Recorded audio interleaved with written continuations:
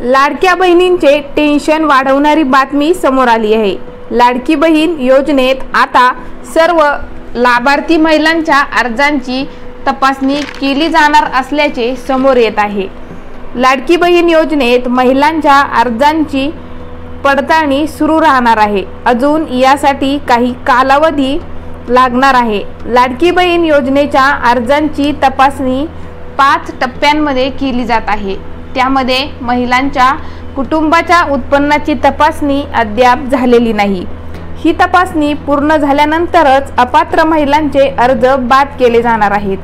आतापर्यंत लाखो महिलांचे अर्ज बाद करण्यात आले आहेत। यामध्ये ज्या महिलांकडे 4 चाकी वाहन आहेत त्यांचे अर्ज बाद केलेले आहेत। ज्या महिला महाराष्ट्राच्या रहिवासी नाहीत तरीही बोगस कागदपत्रे तयार करून लाभ घेतला त्यांचेही अर्ज बाद करण्यात आले आहेत। 9 लाखांपेक्षा जास्त महिलांचे अर्ज बाद करण्यात आले आहेत। आता हा आकडा अजूनही वाढण्याची शक्यता आहे। 50 लाख महिलांचे अर्ज बाद होण्याची शक्यता वर्तवली जात आहे।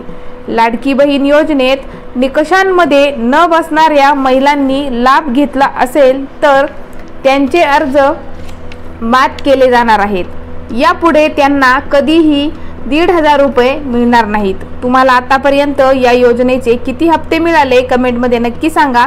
चॅनलवर नवीन असाल तर चॅनलला सबस्क्राईब आणि व्हिडिओला एक लाईक नक्की करा।